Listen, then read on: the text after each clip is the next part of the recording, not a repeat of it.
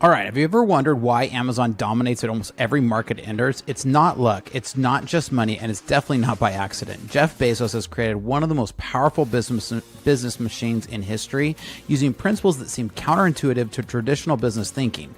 Now, I know not everybody loves him, and there's actually a lot of things I don't love about it, but he's tough to argue with his success. So while most companies obsess over quarterly profits, Bezos was willing to lose money for years to build long-term dominance.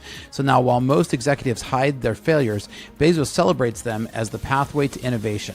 So after studying his methods for 25 years as a software developer and a CTO, I've discovered that Bezos has some interesting success strategies that any business can use. And today I'm going to break down. So whether you agree or love Amazon and Bezos or not, there's some lessons to be learned here. So let's dive into this today.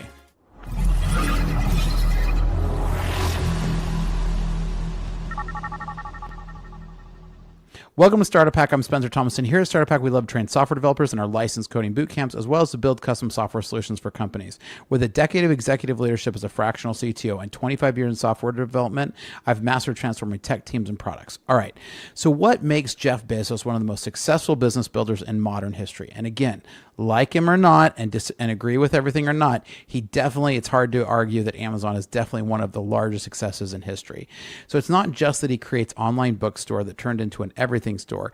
It's that he's created a company that reinvents industries, absorbs massive short-term losses to gain long-term advantages, and somehow maintains a startup mindset despite being one of the largest companies on earth. So I've spent my career studying what makes tech companies succeed or fail, and Bezos' approach contains lessons that businesses of any sign can learn from. So now one of the very first things is customer obsession is not just a slogan. So while most companies claim to care about customers, Bezos leaves an empty chair in meetings to represent the customer, making their presence impossible to ignore. So from day one, Amazon's mission has remained constant to be Earth's most customer-centric company. And this isn't just marketing fluff. It actually drives actual business decisions. Now, when most companies face pressure from shareholders, they sacrifice the customer experience for profit. But Amazon consistently does the opposite. So their obsessive focus on solving real customer problems is why Amazon keeps expanding successfully into new markets while competitors keep struggling at them. Now, the next one here, and I really like this one, the 2-pizza rule for team effectiveness. Bezos famously instituted the 2-pizza rule, right? So 2 pizzas. No team should be larger than can be fed with 2 pizzas, typically 5 to 8 people. Small autonomous teams can move faster, communicate more effectively, and take greater ownership of their work than larger bureaucratic departments. Each team operates like a mini business with clear metrics for success, creating healthy internal competition that drives innovation across the company. Now, after building dozens of teams over my 25 years, I've consistently seen that larger teams create more politics and less actual output. Small teams with clear ownership avoid the diffusion of responsibility that plagues large organizations where everyone assumes that everyone else will handle problems. Now, the secret sauce isn't just the team size. It's combining small teams with high autonomy and crystal clear accountability. Now, I was reading this article here today, and I wanted to kind of dive into this a little bit because I noticed that Intel's new CEO announces his layoffs today. Now, as this full letter came out, one of the things that I thought was really interesting is that he had sweeping layoffs, but even though he listed sweeping layoffs, one of the things that he said was, he said, including layoffs and management cuts and an expanded return to office mandate, as struggling chipmaker attempts to regain its competitive edge, the changes aims to eliminate unnecessary bureaucracy. I think anybody I've ever known who worked at Intel says that they have one of the worst bureaucracies. And streamline operations to foster innovation. And Tan notes that this starts by revamping our company's culture. So this goes back to what I was talking about with Bezos, right? The 2-pizza rule. He says, I've been surprised, as a quote, I've been surprised to learn that in recent years, the most important KPI for many managers at Intel has been the size of their teams. Going forward, this will not be the case. I'm a big believer in the philosophy that the best leaders get the most done with the fewest people. The company didn't specify exact number of job cuts, but around 180,000 employees at the end of last year, the report suggests up to 20% of the workforce could be impacted. So many teams are 8 or more layers deep, which creates unnecessary bureaucracy that slows us down. 8 or layers deep. That is crazy. 8 layers deep.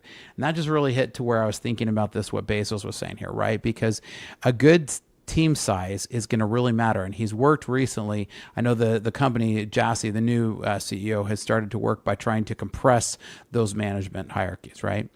Now, the next one is called Day One Mindset Prevents Organizational Decay. So one of Bezos' most powerful concepts is his Day One philosophy, the belief that Amazon should always operate as if it's still on its first day as a startup. In Bezos' worldview, Day Two equates status following by irrelevance, decline, and death, a fate that awaits companies that lose their hunger and urgency.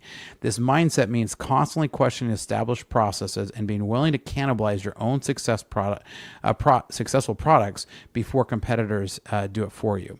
Now, having worked with both startups and Fortune 500 companies, I've witnessed how quickly organizations can really get into rigid bureaucracies where innovation starts to die. You've seen this with a lot of big tech companies, right? This relentless push against complacency is why Amazon keeps reinventing itself while competitors with Day Two mindsets like Sears, JCPenney's, and others fade away. Now, next one is he says, embrace intelligent failure as the path to innovation. Bezos draws a crucial distinction between operational failures, which are bad, and experimental failures, which are necessary for growth. In his own words, when developing something new, quote, if you know in advance it's going to work, it's not an experiment, meaning real innovation starts where you require, which requires risk-taking. Amazon has had plenty of high-profile failures like Fire Phone, but those lessons directly informed successes like Alexa and Echo devices, which led for a long time. Now, Bezos created a culture where employees aren't punished for smart risks that don't pay off, which unlocks creativity across the organization. Now, if your company has systems that aren't connected, make sure you reach out, because here at Startup Hack, our specialty is connecting systems, especially where we can implement AI agents to help your company work like a well-oiled machine. So check out startuphack.com/Spencer, because we'd love to help you out. And also, one of the best compliments you can give me for my videos here is to leave a comment. I love to hear what you guys think. Do you guys hate Bezos? Do you love him? Do you think what I'm talking about is something you can use? Leave a comment, because it's one of my favorite things, and I answer all of them personally.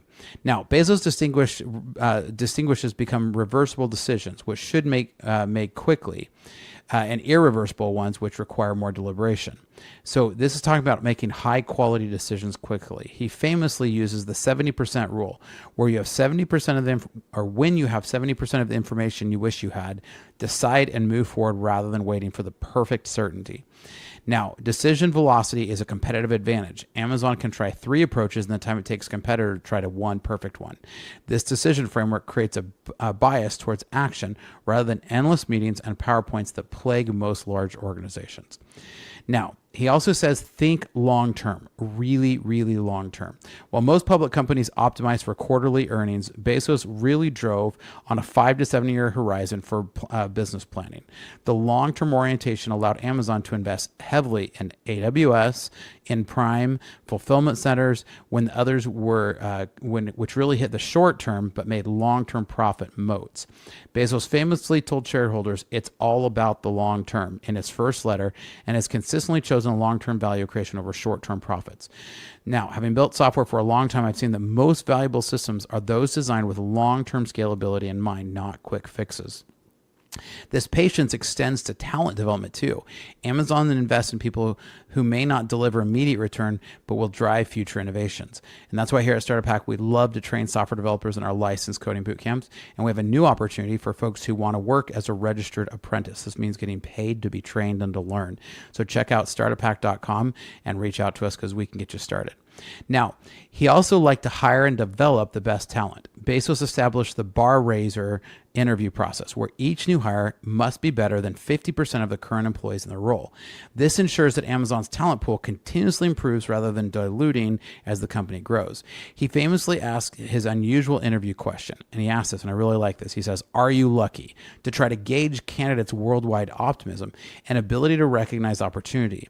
So I found that that one exceptional developer can outperform 5 average developers, making hiring really important.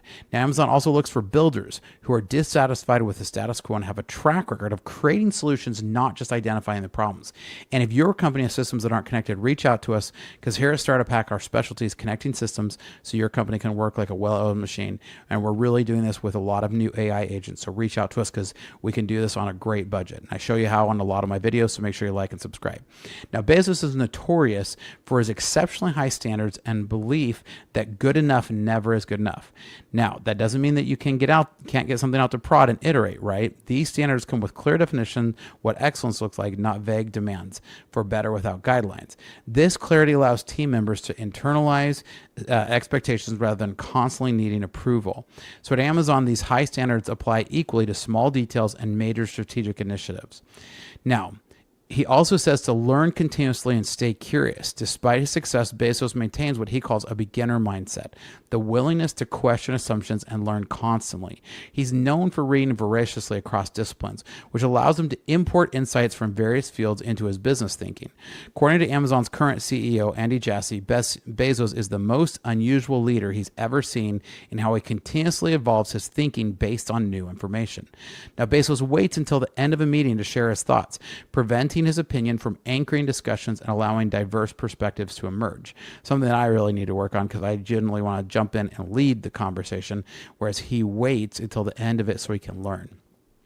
This intellectual humility creates an organization that can adapt to changing conditions rather than becoming trapped in outdated thinking. So as I was learning this about Bezos, this was something I really wanted to try to make sure I work on better, even myself. Now, while most companies obsess over results like revenue and profit, Bezos focused on equally on the input metrics that drive those outcomes. He also keeps that focus to long term, right? So examples include page load time, selection breadth, in-stock inventory, factors that improve customer experience. This approach recognizes that you can't directly control outcomes, but you can control the activities that influence the outcomes.